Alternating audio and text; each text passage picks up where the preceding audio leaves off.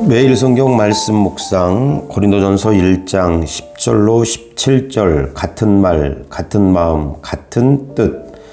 바울은 고린도 교회 분쟁에 관한 소식을 듣고 같은 주님을 믿는 교회는 결코 나눌 수 없는 그리스도의 몸임을 호소하면서 그들 가운데 있는 파벌을 실책합니다. 본문을 통해 몇 가지 중요한 신앙의 원리를 배울 수 있습니다.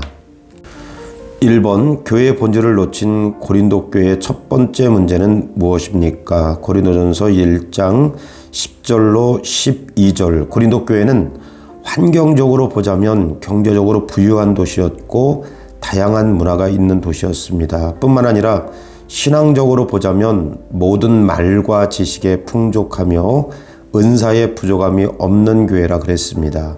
그럼에도 불구하고 고린도 교회는 분쟁이 끊이지 않았던 교회였습니다.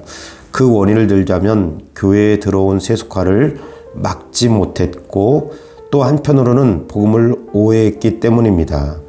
교회의 본질을 놓친 고린도 교회의 첫 번째 문제는 분쟁의 문제였습니다. 분쟁의 시작은 우리가 예수 그리스도 안에서 하나라는 사실을 놓치는 것이고 내가 너보다 낫다는 우월주의가 지배하기 때문입니다. 그러므로 오늘 하루 형제들아 내가 우리 주 예수 그리스도의 이름으로 너희를 권하노니 모두가 같은 말을 하고 너희 가운데 분쟁이 없이 같은 마음과 같은 뜻으로 온전히 합하라.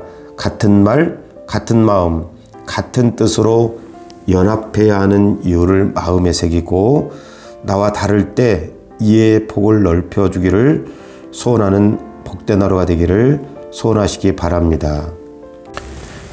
2번, 세례보다 더 중요한 것은 무엇입니까? 고린도전서 1장 13절로 17절. 지금 고린도 교회의 가장 큰 문제는 분쟁이었습니다.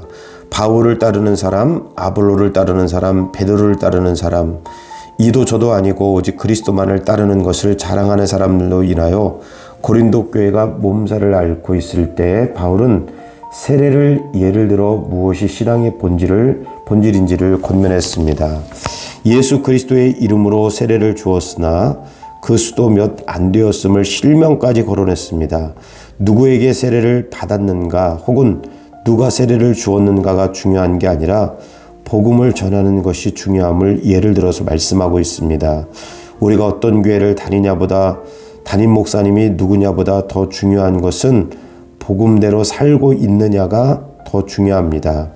말씀대로 사느냐가 더 중요합니다. 어느 교회를 다니는 것을 자랑하고 목회자를 자랑하지만 신앙에 실력이 없는 분들이 심심치 않게 볼 수 있습니다. 그러므로 오늘 하루 교회를 다니는 것, 몇 년 신앙생활한 것, 어떤 직분을 가지고 있는 것에 대한 자랑과 자부심을 갖기 전에 거기에 걸맞는 복음적인 삶, 말씀에 배어나오는 인격과 성품과 삶이 되어지기를 간절히 소망하는 복된 하루가 되기를 소원하시기 바랍니다. 주님, 나의 인격과 삶에 하나님의 말씀이 배어나올 수 있게 도와주옵소서. 오늘 이 하루 주님 안에서 한 마음을 품을 수 있게 하여 주시고 다름을 이해하고 받아들일 수 있게 도와주옵소서. 예수님의 이름으로 기도드립니다. 아멘. 샬롬! 좋은 하루 되세요.